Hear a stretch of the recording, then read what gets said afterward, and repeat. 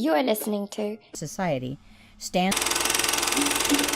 You are listening to Catholic Family Podcast. Greetings, fellow travelers through the liturgical year. This is Lisa Davis with another Feast Day Quick Take. On March 12th, the feast of St. Gregory the Great.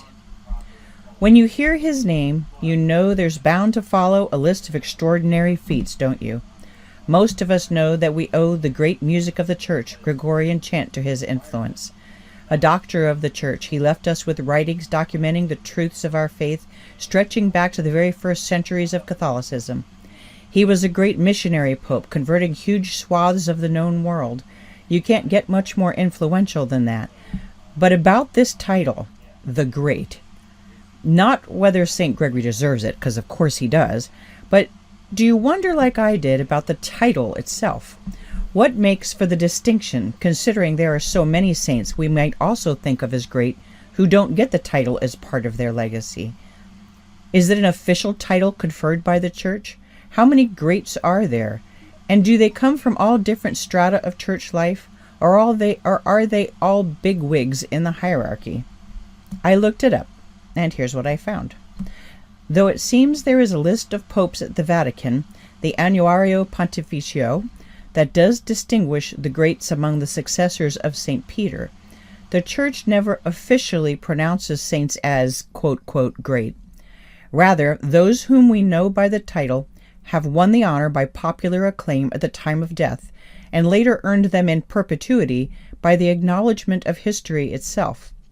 When the moniker, sometimes applied out of the affection of a saint's contemporary society, stands the test of time and the objectivity of distance and comparison, the saint is unofficially, one of the greats. There are 7 holy men and women of the Church who have thus stood the test of time and are acclaimed the greats of the Roman Catholic calendar. Though there may be more, these are the most universally recognized. 3 popes, Pope St. Leo I, who reigned from 440 to 461 AD, Pope St. Gregory I, who reigned from 590 to 604 AD, and Pope St. Nicholas I, from 858 to 867 AD. There were 2 bishops, St. Albert the Great, also known as Albert Magnus, who lived about 1200 to 1280 AD, and St. Basil the Great, also known as Basil of Caesarea, who lived from 330 to 379 AD. There was one abbot, St. Anthony the Great, also known as Antony of the Desert, who lived from 251 to 356 AD, and last but not least, one abbess, St. Gertrude the Great, also known as St. Gertrude of Helfta, who lived from 1256 to 1302 AD. St. Gertrude exemplifies one motive for using the title great. In a couple instances, the addition simply helps provide distinction between 2 people of the same name.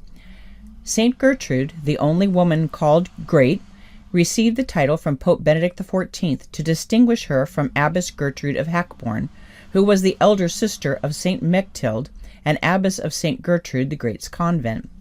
Gertrude of Hackborn, though renowned in her time, left no writings and is not a canonized saint.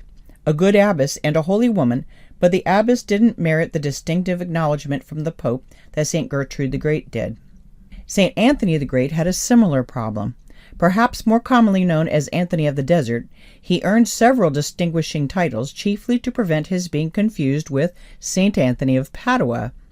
You'll hear him referenced as Anthony the Abbot, Anthony of Egypt, Anthony the Hermit, and Anthony of Thebes, but the title of great is a well-earned asterisk, considering he is known as the father of all monks, one of the founders of Christian monasticism. Today's saint, though, 100% merited the title great. Pope St. Gregory was born in Rome in 540 AD to a wealthy Roman family that was also devoutly Catholic. His great-great-grandfather had been Pope Felix III. His mother, Sylvia, and 2 of his aunts, Tarsilla and Emiliana, are honored as saints. A civic ruler first, Pope St. Gregory served as prefect of Rome before entering the religious life, the Benedictines, at 33 years of age. He was chosen to be a papal deacon by Pope Pelagius II in 578. was papal nuncio to the Byzantine court from 579 to 585, and finally was elected and consecrated pope by unanimous decision in 590 AD. His pontificate was distinguished throughout with greatness. In his Liber Regulae Pastoralis, he detailed the specific duties of bishops. He recorded many lives of the saints in his dialogues, and reformed clerical discipline, removing many corrupt bishops and priests from office. He was responsible for peace treaties among barbarian invaders, converting many, and commissioned several groups of missionaries, notably to the British Isles through St. Augustine of Canterbury, St. Columban, who converted much of France, and St. Leander, who freed Spain from the Arian error of the Visigoths. He protected the Jews from persecution and ransomed Christians captured by barbarians. He administered a proper accounting system for the Church, enabling the Church to pay these ransoms and to feed those suffering from famine, in addition to civil projects such as the repair of the crumbling aqueducts. St. Gregory, at the death of his predecessor Pelagius, ended in what may be considered a miraculous way the terrible plague in Rome, and advocated the value of bathing as a necessity for bodily health. Perhaps most famously, he instituted the Gregorian chant, and to him is attributed the practice of offering 30 masses for the repose of the soul after death.